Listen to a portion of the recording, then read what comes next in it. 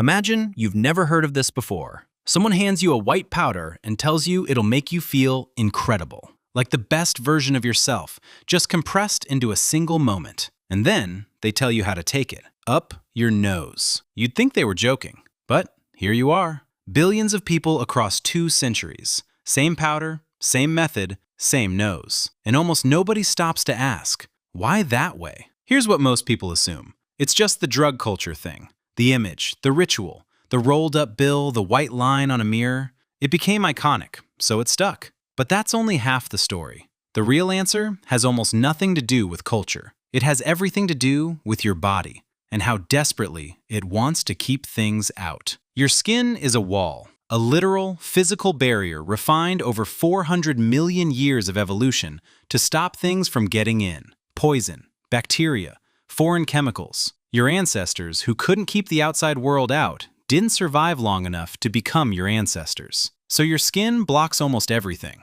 Your stomach isn't much friendlier. It's an acid chamber. It destroys things. That's its job. You swallow cocaine, your gut tears a massive portion of it apart before it ever reaches your blood. And your blood itself? It's protected by one of the most selective barriers in biology. A microscopic wall around your entire brain that decides, molecule by molecule, what gets to enter. Your body is not interested in letting foreign chemicals reach your brain. It has spent millions of years making sure of that. But your nose is different. Your nose wasn't built to be a wall. It was built to be a sensor. Its entire job is to pull the outside world in, to sample it, analyze it, report to the brain instantly. So the blood vessels inside your nose sit almost directly on the surface, thin membranes, barely any distance between the outside air and your bloodstream. When something gets absorbed through your nasal lining, it doesn't have to fight through layers of defense. It doesn't get destroyed by your stomach. It doesn't navigate a long, slow journey before it reaches your brain. It just enters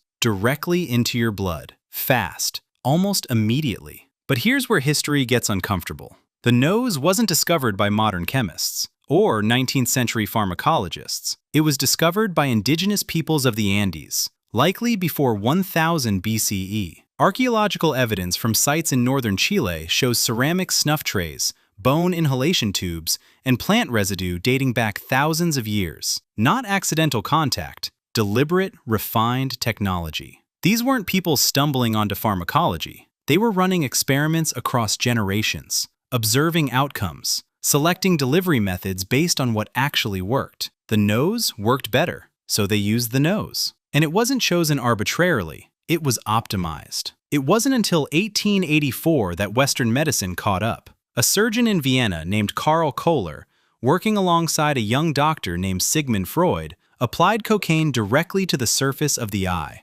The eye went numb. He had just discovered the first local anesthetic in history. What Kohler proved without meaning to was something the Andes had already known for 3,000 years. That cocaine, applied to a thin, wet membrane, absorbs with extraordinary speed and efficiency. Your nose is lined with the same kind of tissue. Now here's where it gets strange. Cocaine doesn't get you high the way people imagine. It doesn't add something to your brain. It takes something away. Specifically, it blocks the recycling system. Normally, when your brain fires a signal of pleasure or motivation or excitement, it releases a chemical called dopamine. And then, almost instantly, your brain vacuums that dopamine back up, reuses it, resets. Cocaine jams the vacuum. The dopamine stays in the gap between neurons, longer than it should, flooding the system, amplifying the signal far beyond what your brain intended. You don't feel better than you've ever felt. You feel like the best possible version of feeling normal,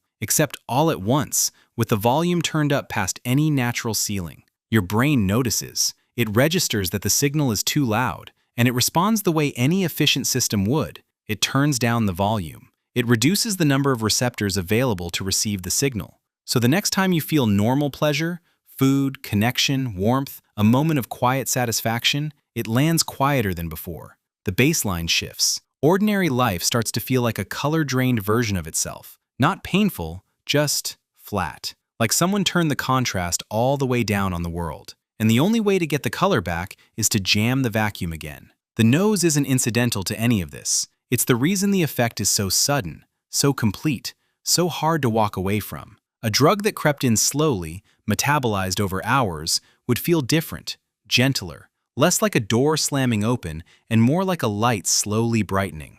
The nose makes it hit. The speed is part of the punch. Your brain can't brace for it. It arrives before the warning does. Thousands of years ago, someone in the Andes pressed a bone tube to their nose and breathed in. They didn't know about dopamine. They didn't know about blood-brain barriers. They didn't know about absorption rates or why thin, wet tissue was different from skin. They just noticed it worked. And embedded in that, in the accumulated knowledge of generations of human experimentation on human bodies, was a biological truth that Western science would take until the 1880s to formalize and until the 1960s to begin to actually understand. Your body already knew, long before you had the language for it. Your nose is the one place your body forgot to build a wall. Everything else, your skin, your gut, your blood, learned to say no. Your nose was built to say yes. It was built to trust the world, to rush it straight to the brain without asking questions. The question is what else your body knows that you haven't caught up to yet.